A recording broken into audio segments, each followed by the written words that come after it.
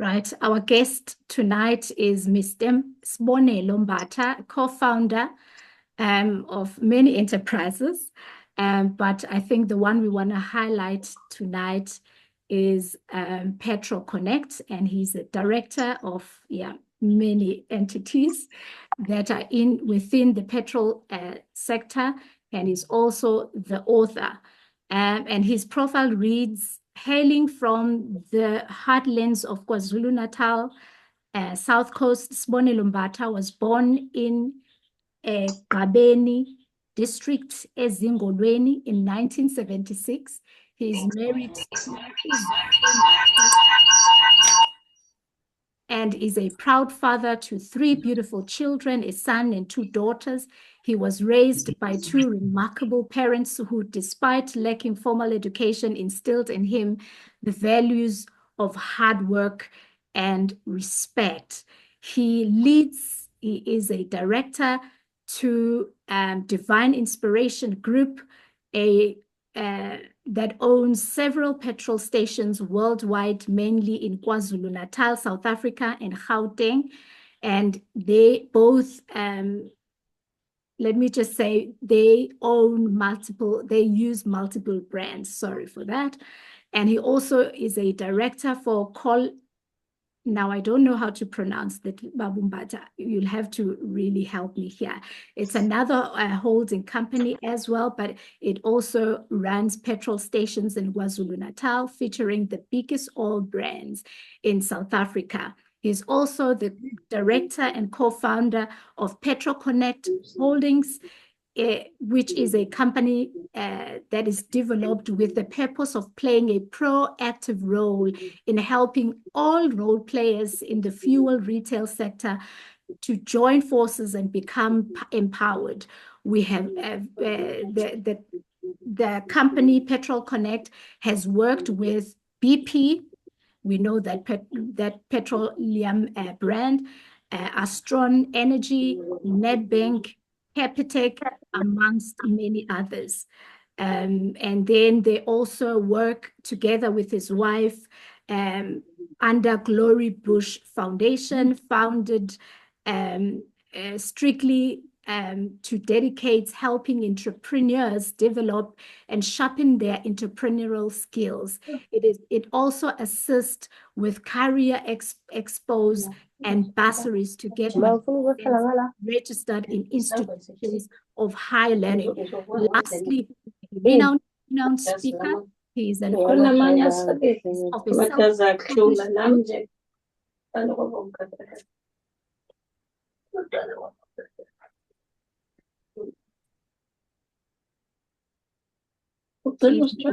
book. When you have disturbed, I ask that you please mute yourselves. Please make sure you pay attention if your mic is muted. Then lastly, I want to mention, I think he is going to mention his book, The Petrol Attendant. Thank you so much. I will now hand over to you, Babu Mbatha, and apologize for those background noises. I hope that people will bear with us as we navigate this technology tonight. Over to you, Babu. Thank you so much, Mam Khoza. I truly appreciate you inviting me tonight, and thank you to everybody who has logged in. I feel so honored just for you to borrow me your time. I know this is a very important time for many people. This is a time where one is competing with the soapies, with the news. Today's Thursday. I'm not sure if there's soccer, but I mean we're competing with your dinner as well. And I think just for you to take your time and log in, I truly feel so honored, and thank you so much. Mam Khoza, with your team as well, just to think befitting for me to also just host this one. I am truly honored. I do hope that we'll probably run this with as little hassles as we possibly can. I know, online is such a we're still 3-4 years into it now, but still a bit of a challenge for many of us. And sometimes some of us will speak forgetting that you are muted, or sometimes you you speak something quite confidential, forgetting that you're actually unmuted. And so we do ask our online audience to please just be mindful so that you don't say something in this public space that you shouldn't have said just because you probably forgot that you're unmuted. So let's just hope that we'll be fine. Okay, so let me try and see. Let me try and see if I can project. Okay, I'm using Canva, and so let me just try and see first if I can project my screen, and then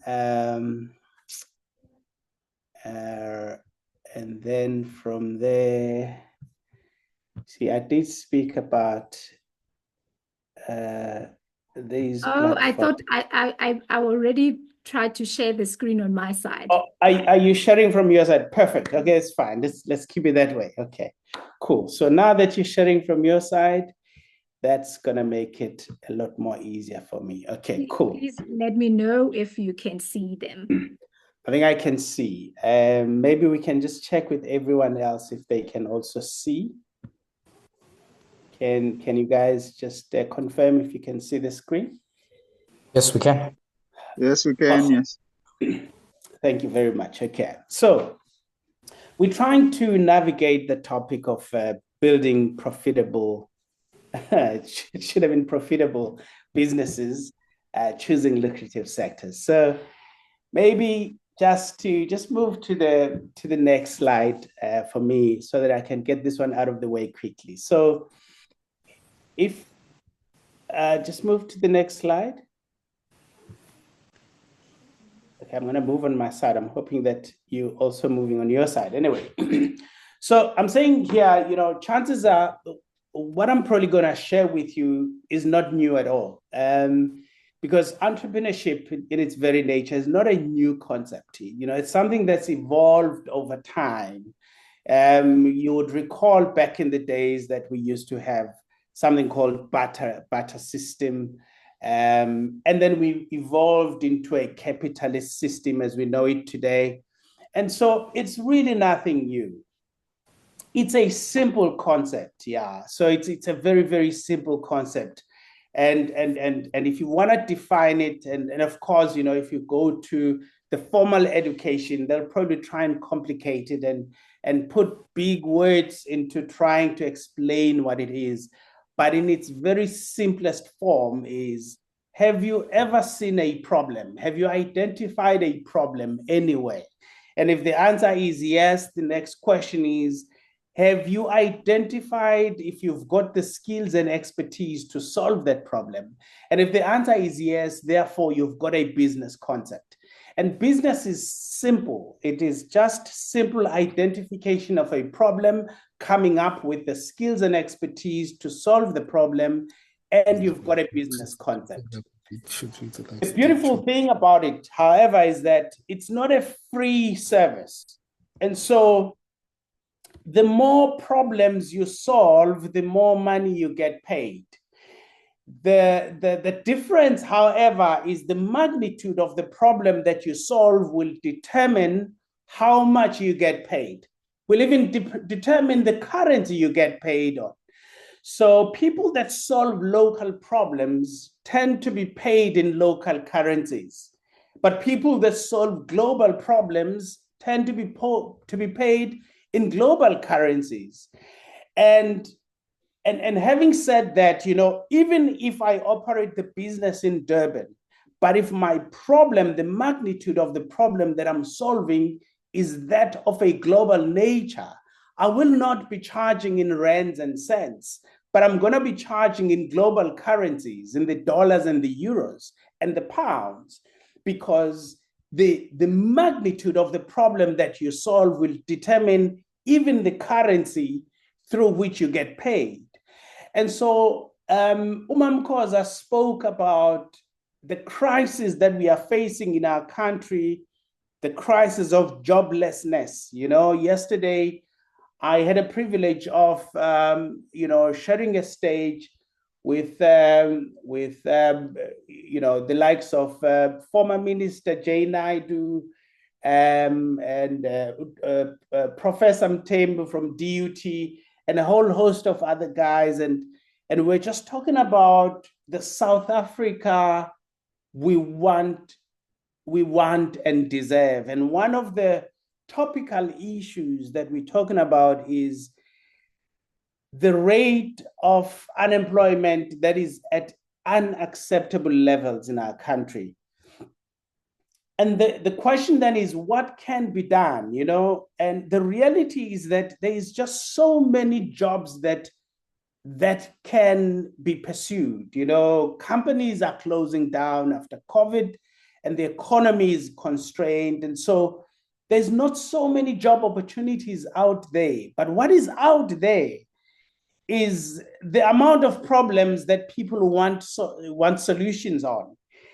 And therefore, for as long as there are those problems, it means the opportunities for entrepreneurship is at its optimum levels. And so people that really, really want to open up their eyes and want to take those opportunities are people that are going to survive in this day and age. And I know, sometimes we as entrepreneurs may make it sound a lot easier than it actually is. And I know that many people will say, yeah, it's good for you to say that because you've made it. It's good for you to say that because you've got the funding, because you've got the opportunities, because you know what I'm saying. So people will always say that. But let me just say this in the most humblest form that I can. We were not born this way. We were not born having, we were not born knowing, we were not born moneyed. Everything that you can see in us today, at some point we did not have. And I'm saying that, with all due respect, because I know many young people. One of the things that many young people have is, for me to get out of this situation that I'm in, someone owes me a favor. While some of us may be lucky to have somebody to lend a hand and pull you out, more especially in this case, I'm talking about families and friends. But I want to say to you that if you really are serious about getting out of that space that you are in, I do not want you to limit your horizons to the people closest to you. And hear me well here. I'm not saying that those people are useless, and I'm not saying that they hate you. I'm not saying that they don't want to help you. But I'm just saying to you, they don't owe you. This is the harsh reality and the harsh truth that I can tell you and they cannot tell you. But they don't owe you. Nobody owes you anything. And I think if you are going to start there, let's start with just getting our mentality right, that nobody owes me anything. The moment I get that right, then I'm able to open up my mind and say, what opportunities are out there? And whoever I go and knock in their doors, I'm not knocking with an attitude of being pitied for. I'm not going there to say, I'm poor. I don't have. I don't have parents. I dropped out of school, so you have to help me. No, they don't have to help you. What is going to open doors for you is the attitude, the shift, the mind shift that says, you don't have to do me a favor, but the concept that I'm providing to you right now, this idea that I'm giving you right now, even if you don't like me, but you cannot not like this idea, it is compelling enough that even if you thought that you will never like Mbatha in your life, but the moment Mbatha comes with this crazy opportunity, you're like, flip, I hate this guy, but I love his concept. And so I'm just saying to you guys that if we're just gonna get this one straight, because I know that many of us believe that I'm here, I'm where I am today because so and so did not open a door for me. They don't owe you. And this is harsh, I know it is, but it is true. They don't owe you. And if they find you, let them find you doing something. There's something that I can't remember who it is, whether it's Vusi or whoever it is, but one of those prominent speakers said something so profound. He said a lot of people, in fact, he was talking about an analogy of somebody who has a car broken down on the side of the road. And he says, if that car is broken down and the driver just sits inside, nobody is gonna go and help them. But the moment the driver starts pushing that car, and other cars passing by can see that this person is actually trying to do something, he says, amazingly, a lot of people are going to pull off the road and start to help push the car with.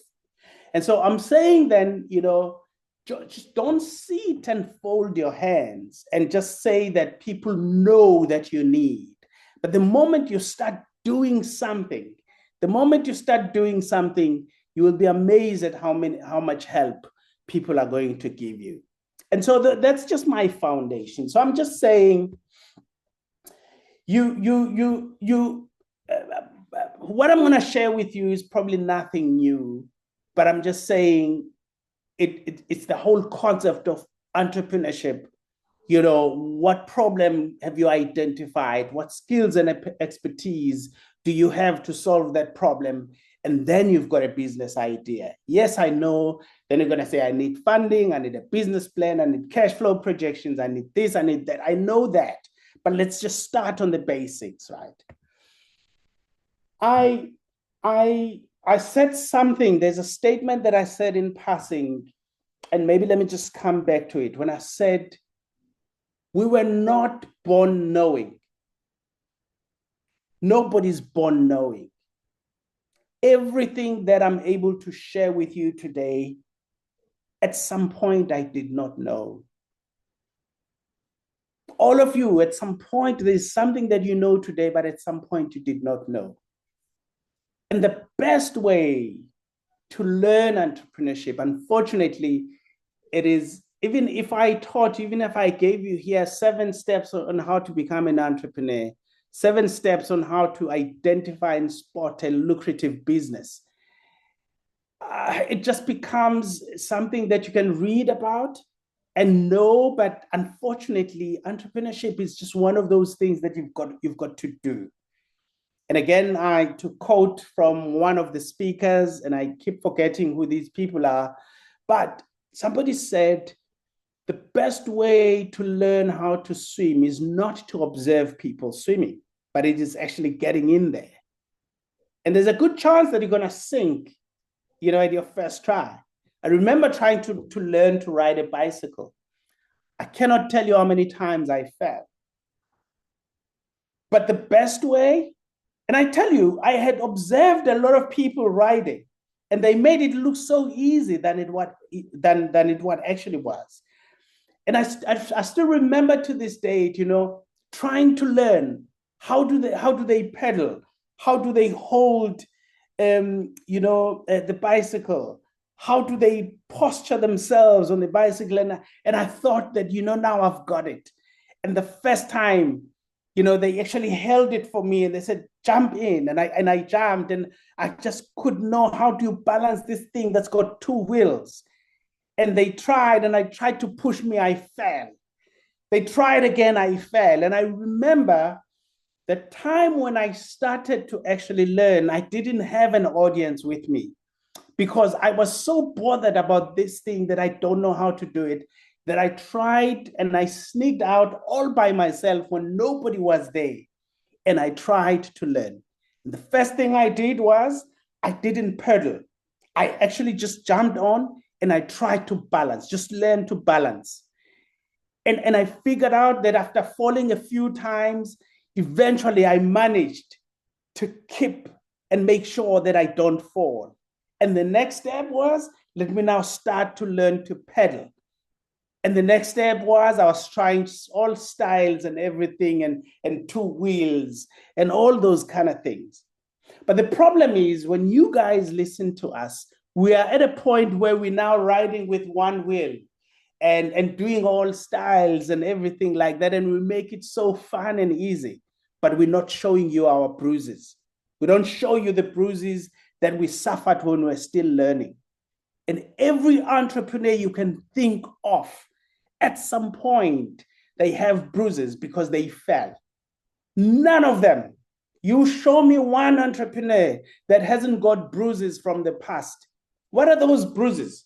In many cases, the businesses that you know us of today, Sbonelo Mbatha is doing very well. He's got garages all over. He's doing very well, extremely well. What we don't tell you are how many businesses failed before we started this one.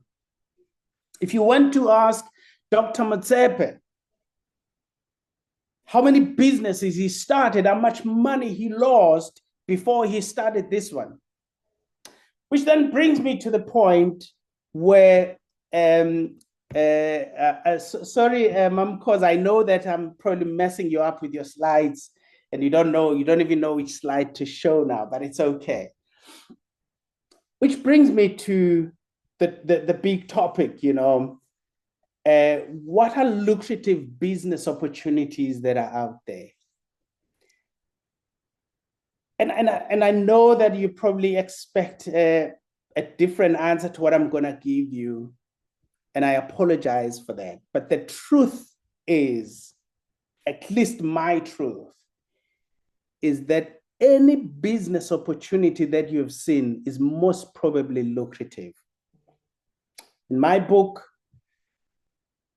there is, in one of the chapters, I write a statement that I would like to just say it here with all due respect. And my statement simply says, businesses don't fail, people do. By that I mean, I know particularly as Black people, we have this tendency of saying, constructions yakhipha, and then omunye, where you went to construction, someone else has lost money there. And then Sbonelo will get people saying, garage. I believe people are printing money in these garage businesses. But the reality also is that where others are making money, others have lost money. Some of the businesses that I bought and that are thriving today, I bought from people that have lost money. Now, if you go and ask the people that lost money in those businesses and you said, hey, Baba, what are they going to say to you? Don't dare come to this kind of business. You're going to lose your money. And then you go and Sbonelo, who's made money in the very business, they said, hey, Baba, come here as Yakib. Now, what am I trying to drive to you? What I'm trying to communicate with you is simple. It is not necessarily the business that is a problem, but it's the jockey. It's not necessarily the horse, but the jockey. Have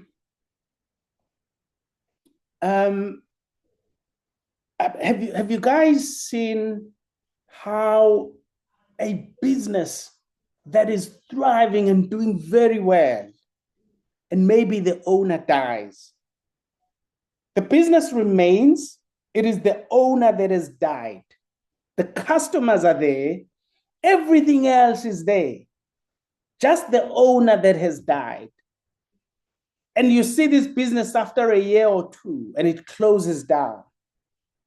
And the question is the problem the business or the problem is the person? I don't want to make examples with some of the prominent businesses because, of course, it can be quite sensitive. But I mean, there are some of the businesses that were thriving in Durban, thriving.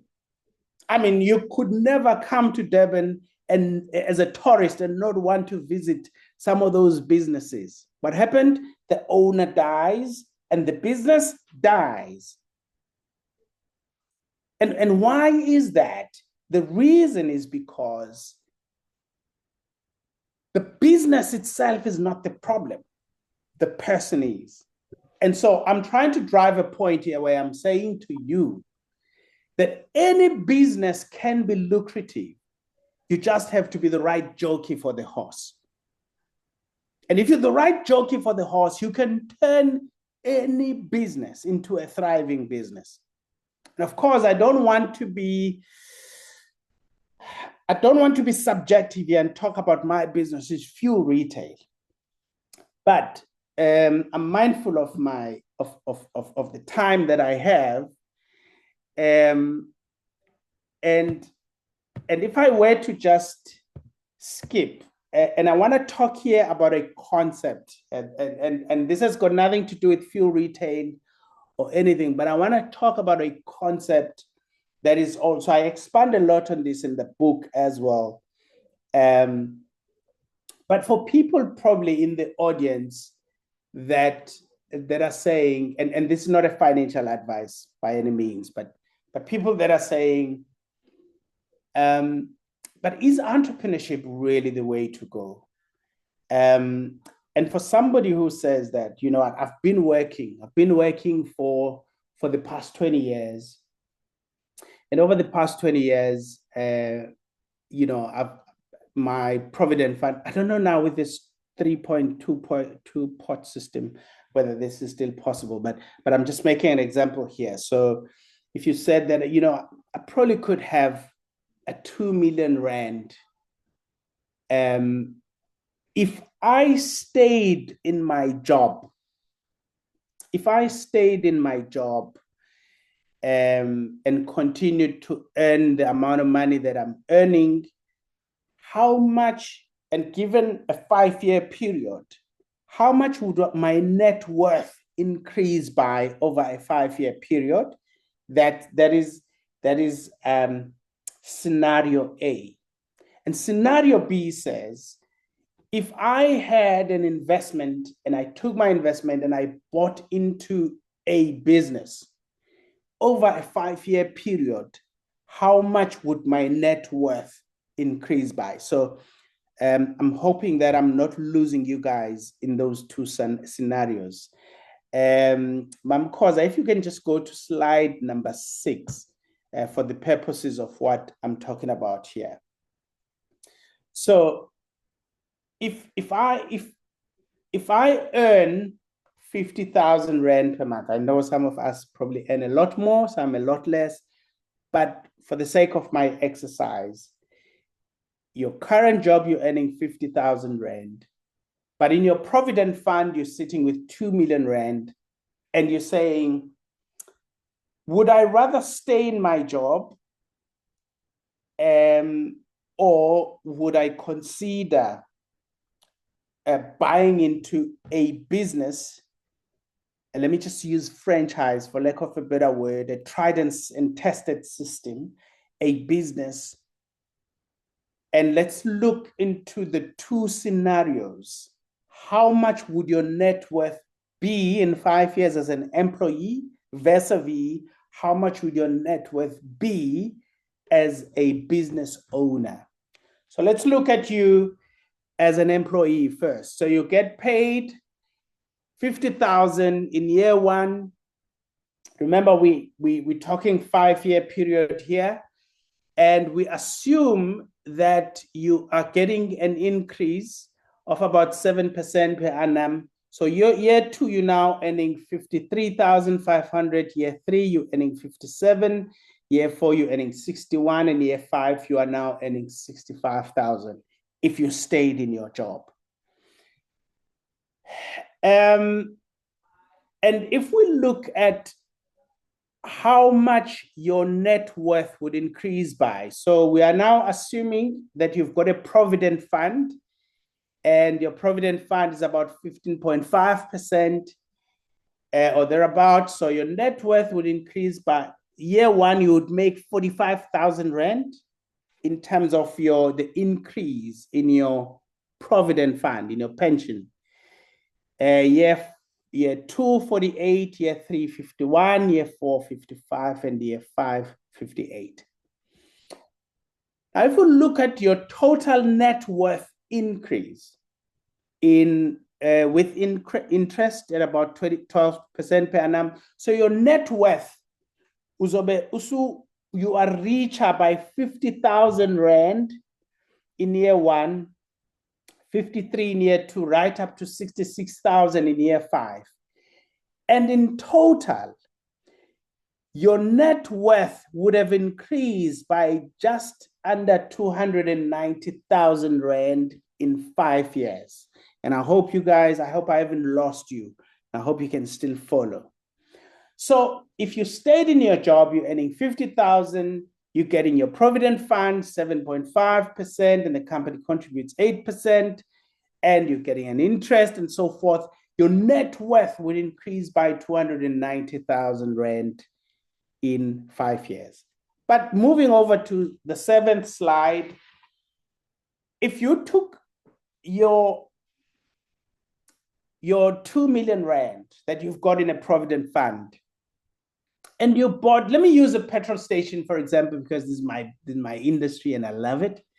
And you bought into a petrol station, the purchase price for a petrol station is 10 million rand, and you've got 2 million rand, and you borrow 8 million rand from the bank.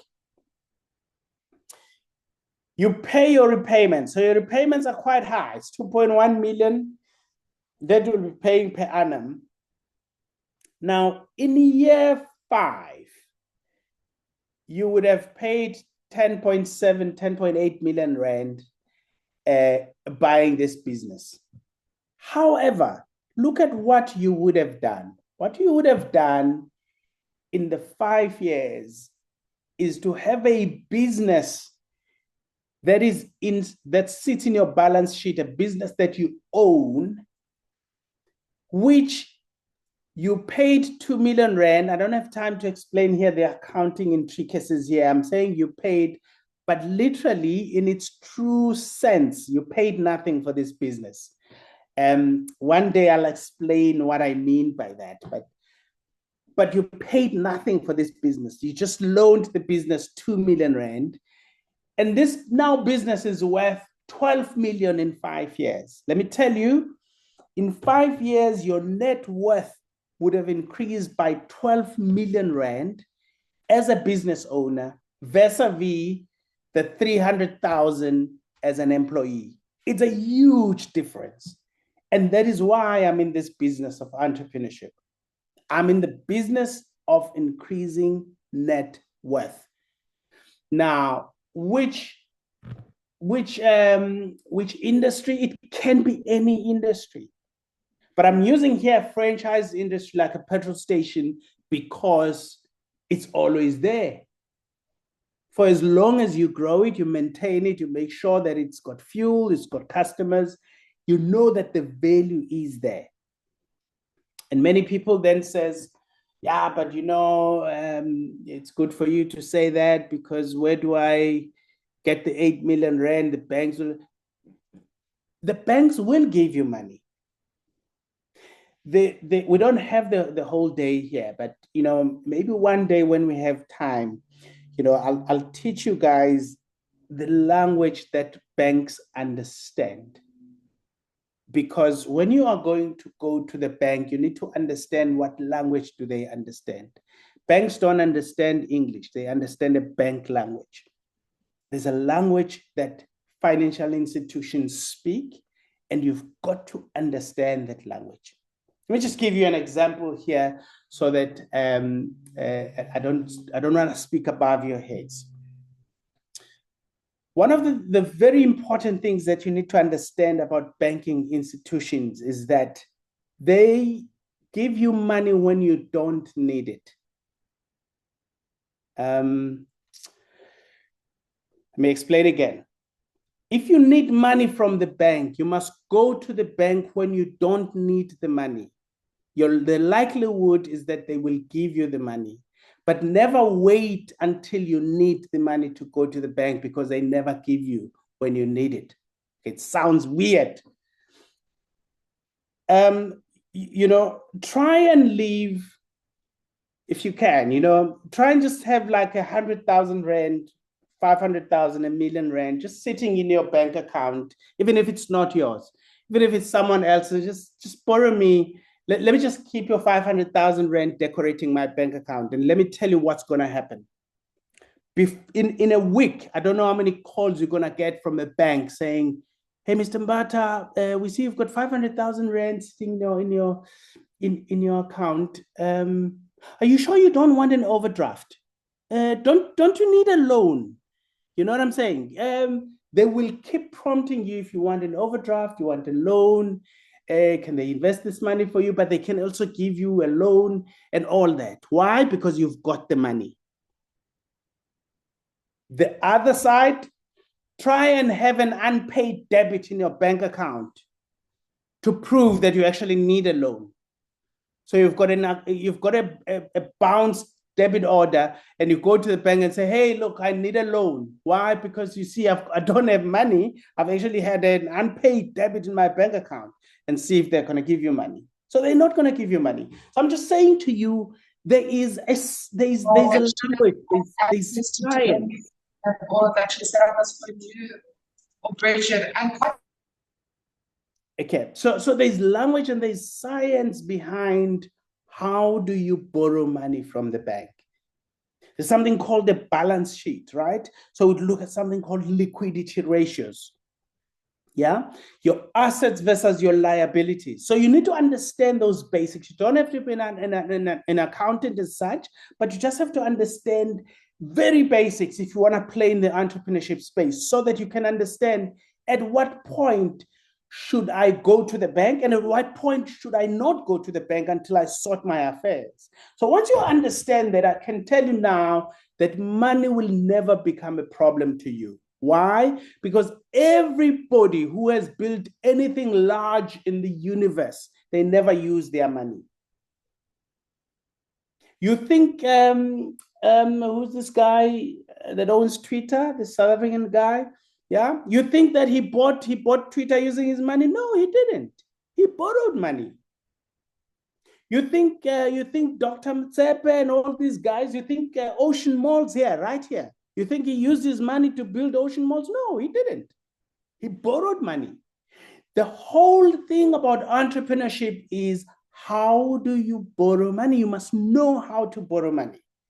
Because everybody who's ever built anything large, anything applaudable, anything that we all wowed about, they've all borrowed money. They just understand how to borrow money. Why? Because of this concept. If you look at slide 7, we call it OPM, other people's money. So in order for you to make your own money, you must use other people's money. That's the rule. It's probably the last thing that I'm sharing now before I close. That's the rule. The rule is use other people's money in order to make your own money. That's what everybody does. I do the same. It's a rule. Even if you've got your own money, learn to use other people's money. Who's other people? Banks' money. Banks is not their money. It's your money that you take and put to the bank, and bank will then lend it to Sbonelo in order for Sbonelo to make a lot of his money and pay it back. That's how we play the game. Is it unfair? It's fair. It's playing. The level field is playing. Everybody can. I'm sharing it with you now, and also you can. And so I'm then, I know my time is limited, but I just want to say, in closing, because you guys think that, we've always been brave and we've always known the next move and everything, and it's not the case. And slide number 9, I beg your pardon? Okay. And slide number 9, I'm saying, if I had known how much I did not know, I might not have started. If I had known how hard it was going to be, I might not have started. But I'm so glad I didn't know, because if I did, I actually wouldn't even be talking to you today. And in closing, please, can you just play the slide 10? And that's going to be my sign off. Then we just do a bit of Q&A.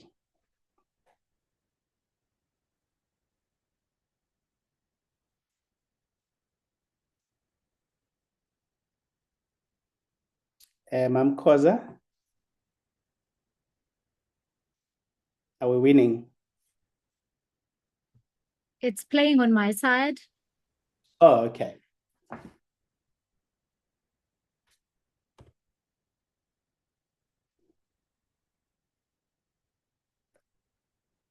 I can't hear the sound, but maybe they can.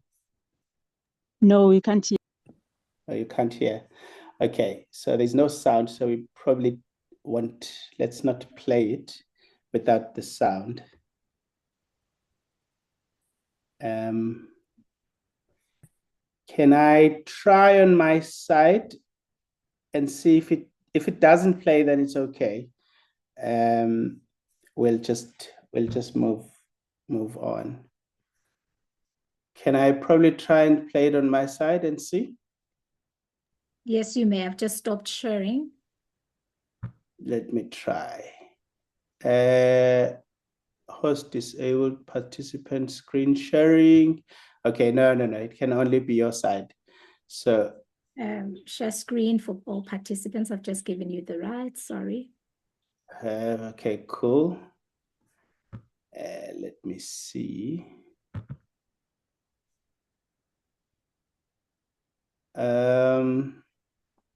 Okay, my Zoom also has the restrictions. It's gonna take a while. Let's just leave it. Maybe it will. Okay, let's see. Apologies.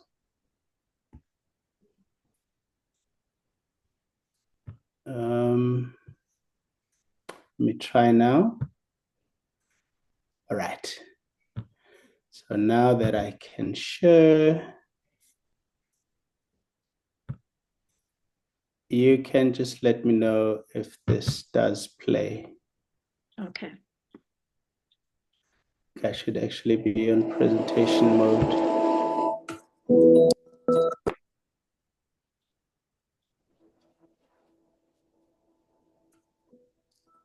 Oh, You got the sound? yes, we do. Yes? Yes, we do.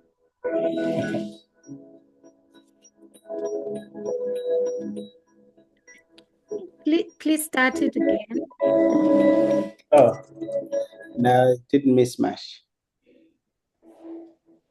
Okay.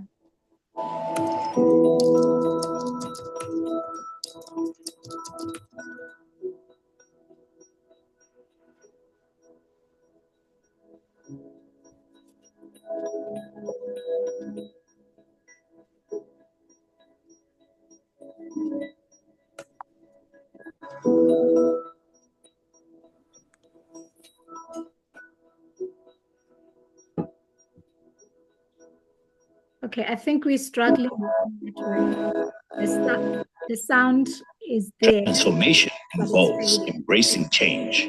Are you struggling? Positive, impactful, enduring change. No, we can hear now. It's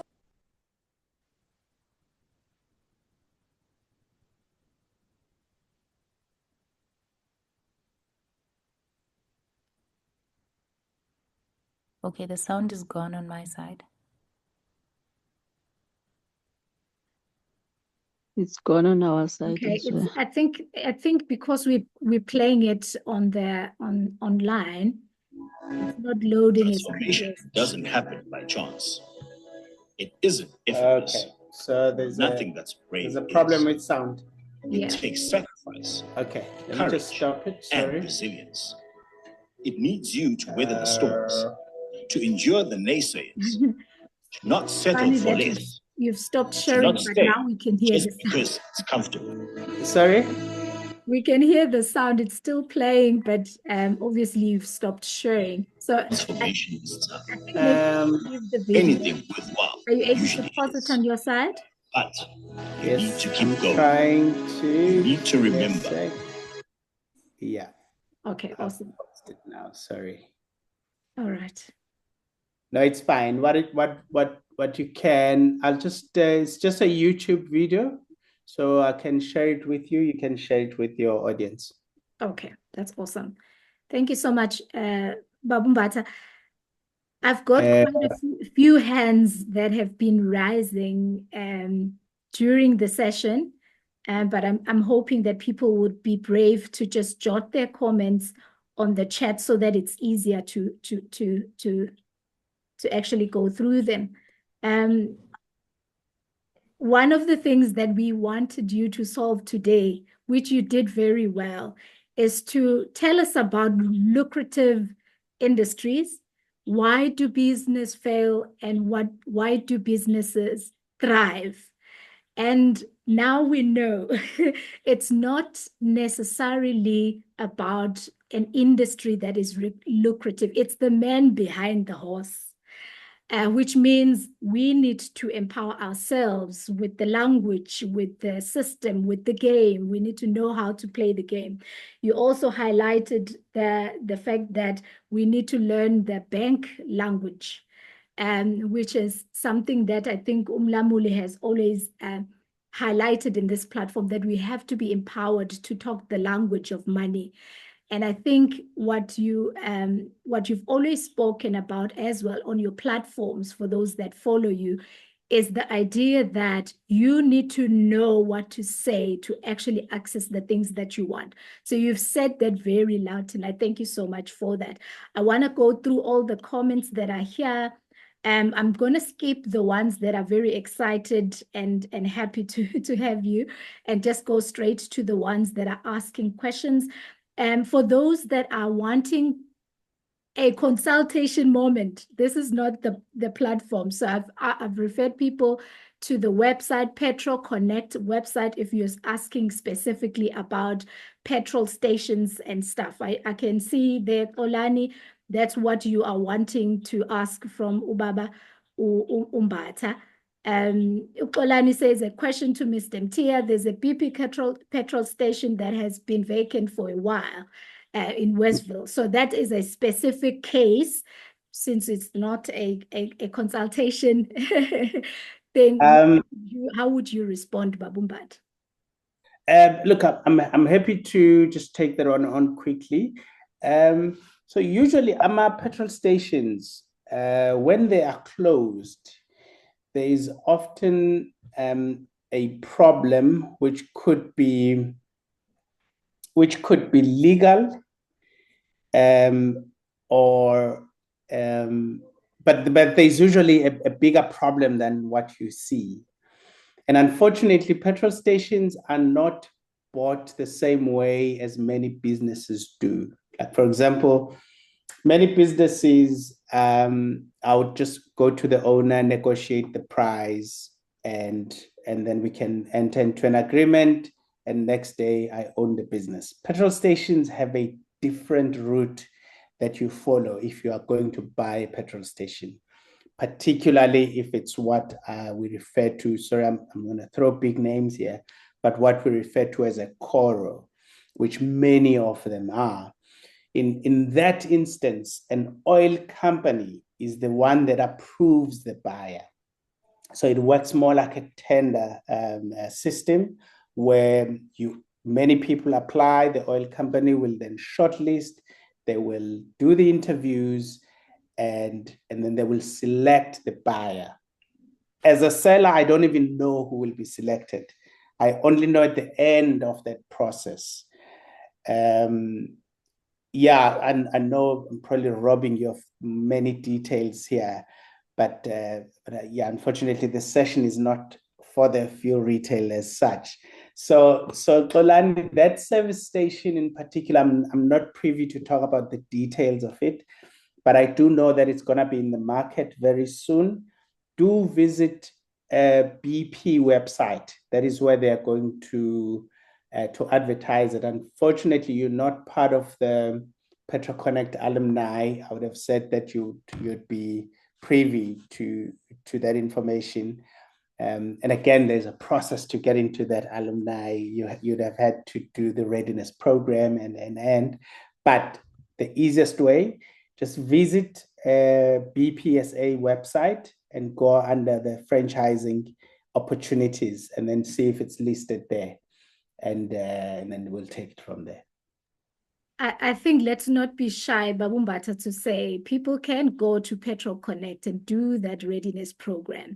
I know there is one coming up at the end of October, so people can sign up for that to actually access all of these opportunities and have access to you because you guys also offer mentorship and training and learning all these bank languages.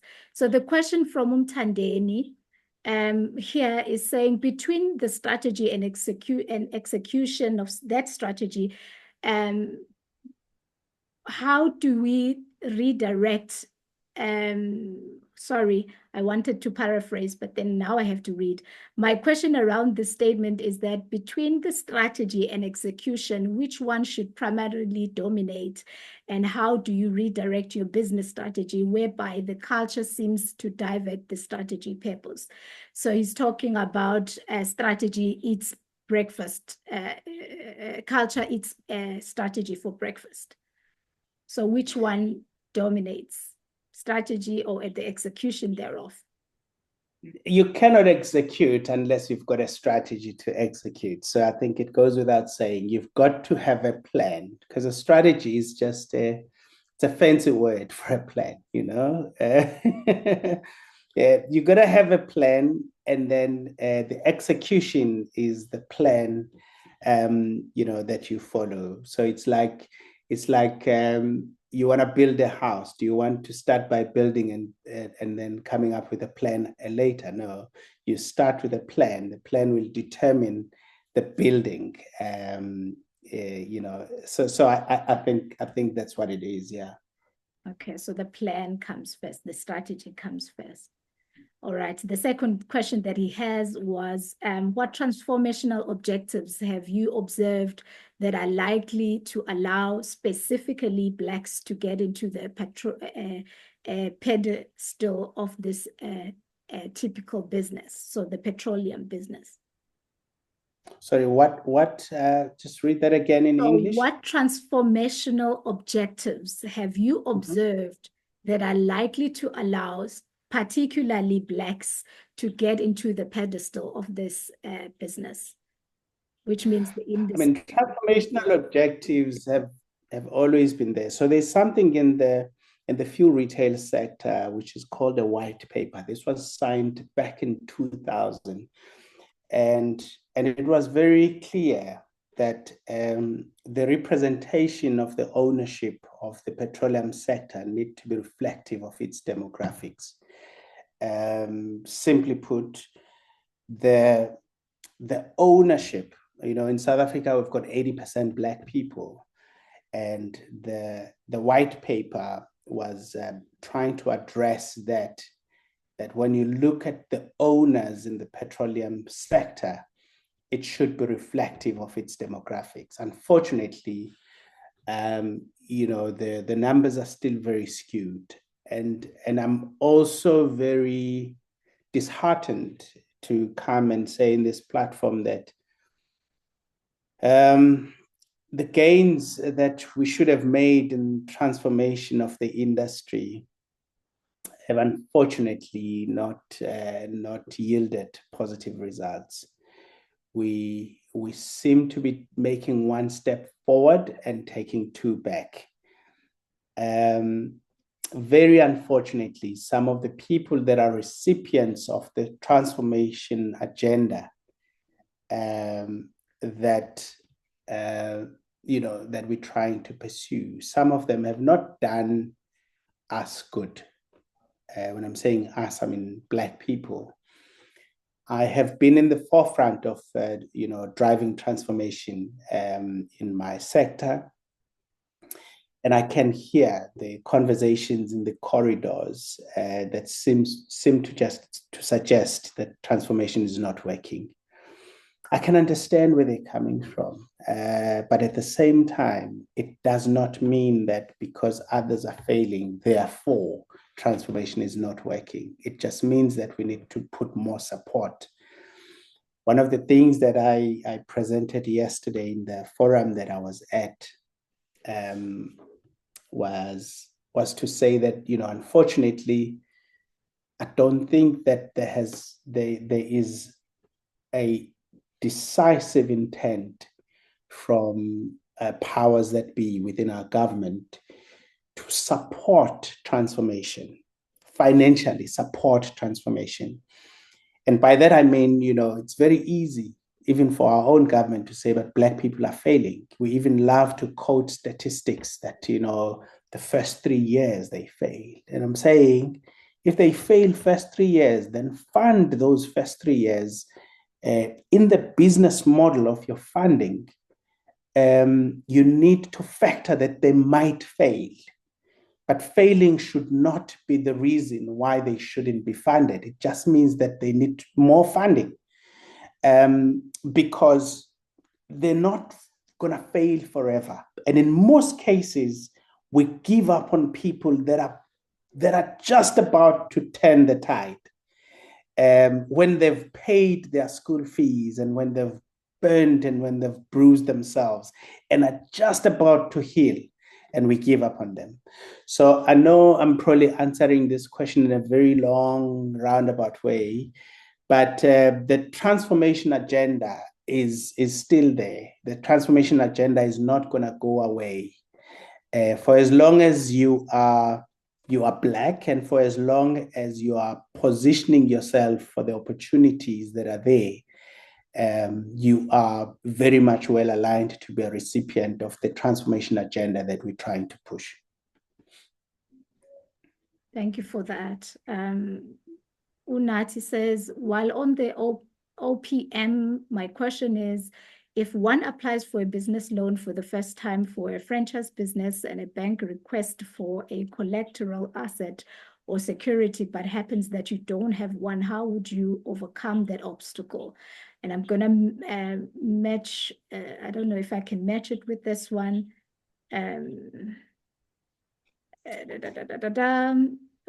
Musa says, thank you for the enlightening session. How do we balance Ubuntu and capitalism? We are raised under the philosophy of Ubuntu and business requires competitiveness. How can we transform the mindset of society so that they can embrace the entrepreneurial spirit founded in capitalism? Okay, I'm not sure if I'll, so let me start with the last one because I still remember. So Ubuntu, capitalism, how do we balance? I call myself a capitalist with a heart of a socialist. Ubuntu is very much a socialist kind of me. Capitalism, capitalist is me, trying to see how I can get your money from your pocket without pointing a gun in your head, and you still thank me for it. So that is my capitalist side. I often say, in order for you to distribute money and resources like a socialist, you first have to learn how to make it like a capitalist. Oh. So in many cases, we all want to be socialists, but you cannot distribute that which you don't have. And therefore, I'm a proud capitalist because I'm able to distribute money as a socialist as well. So to balance that, you need both.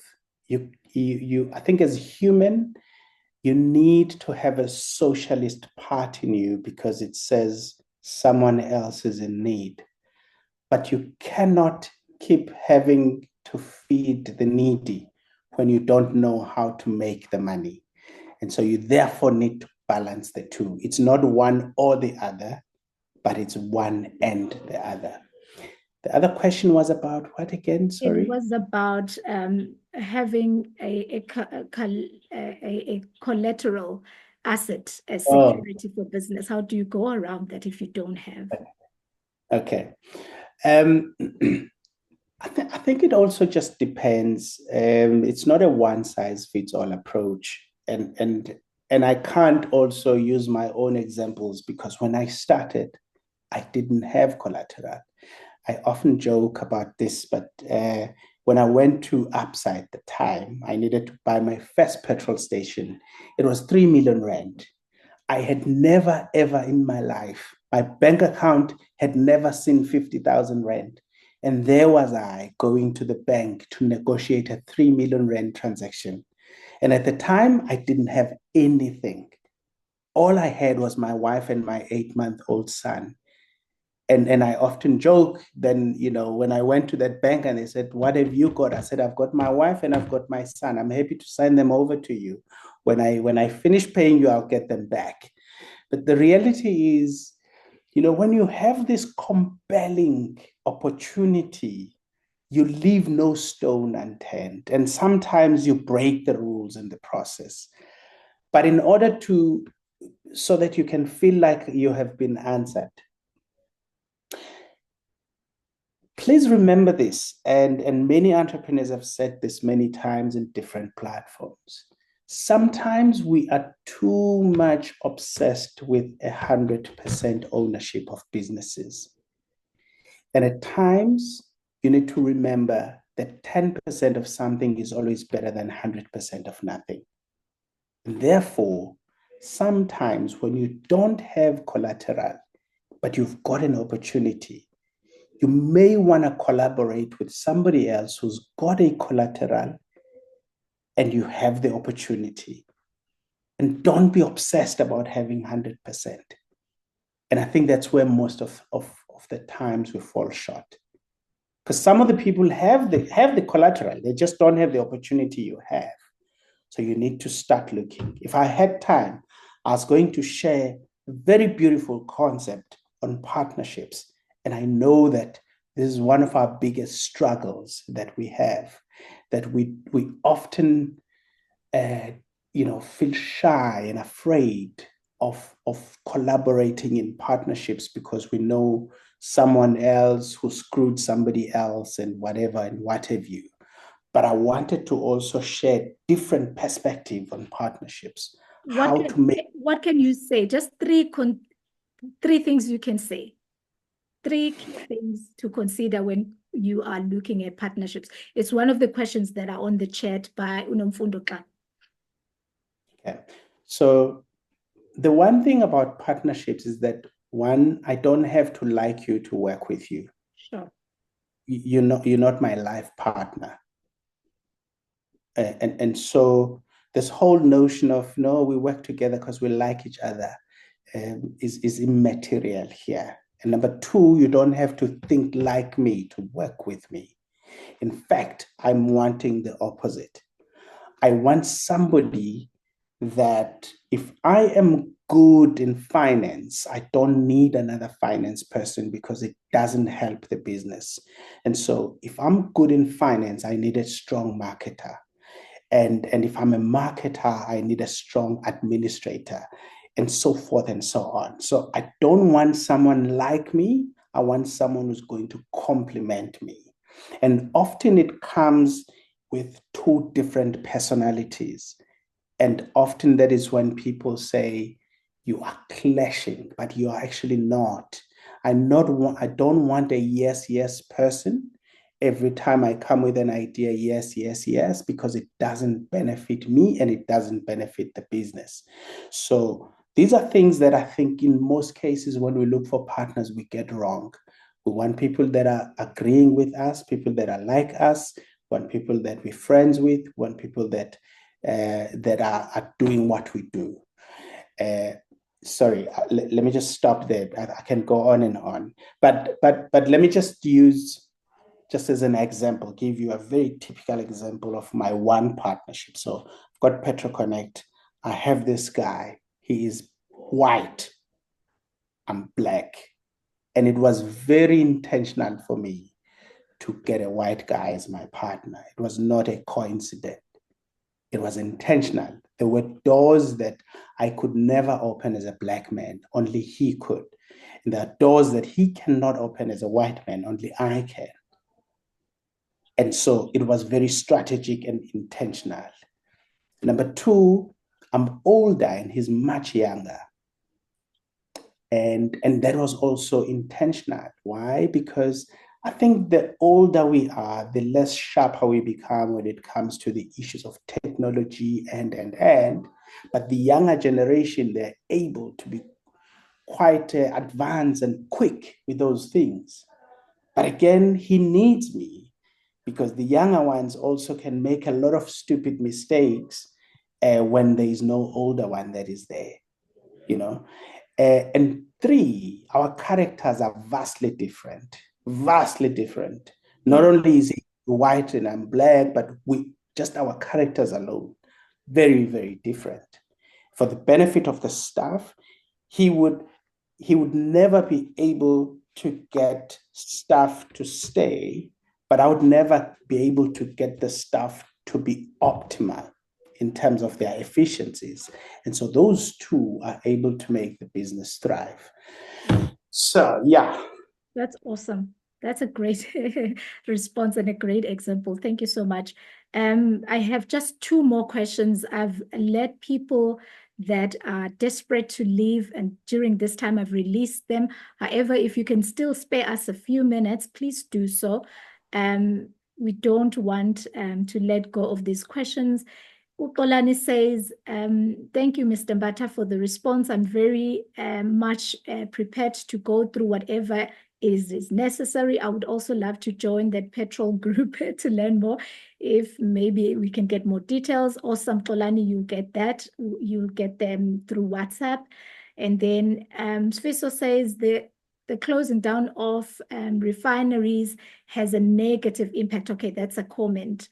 And then Nguwe says, Mr. Mbatha, can you explore our business in the renewable energy that is specializing in supplying your printing machines, upgrade and maintain them, CCTV cameras and everything else within the current petrol station you are building or in the process of building? Oh, you're being offered an opportunity here, Bambat.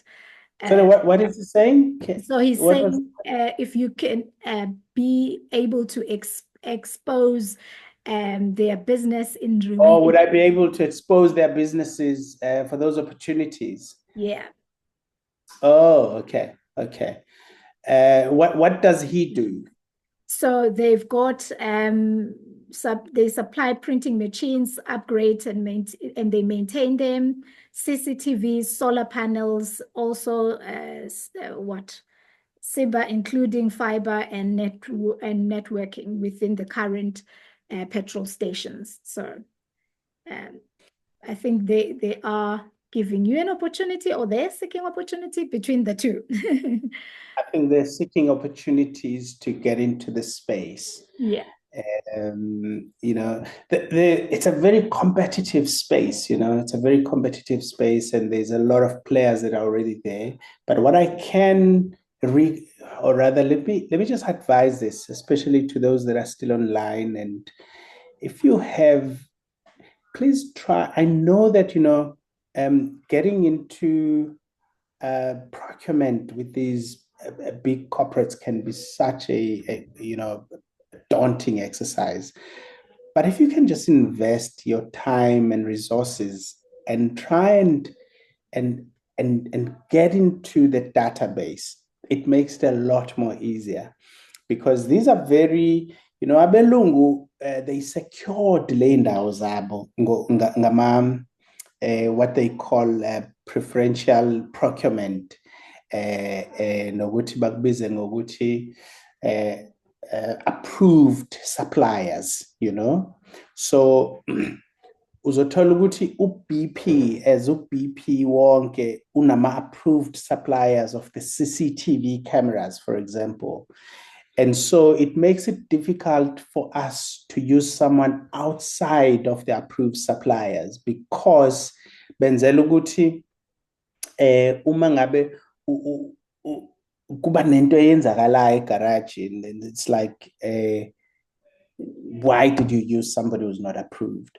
So I'm just recommending that try and get into that database, into that approved supplier database, because the systems are favoring you. It's just that sometimes we don't do it because gunama stringent requirements. But if you can go through that hurdle, it really does help. Sure. And then we've got Kulani says, on average, how many months trading history do banks look at before they entertain the idea of a new fuel retailer purchasing a second site? A second site? Yeah. That means they've been functioning. They were able to be approved for a petrol station. Now they're in operation. How long do they have to be in operation before? There's no minimum. There's no really time frame, you know. The best time to apply for funding is when the business is new. And this is when you are working on projections, because projections are subjective. You know, so the best time is when you are still putting your projections together and you say, based on my projections, I'm going to need so much money, I'm going to need so much overdraft, because the likelihood is that you're going to get it.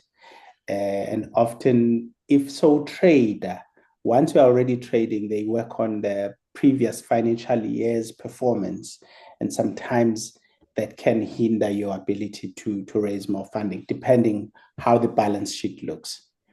But there is no minimum requirement. All right. Sfiso,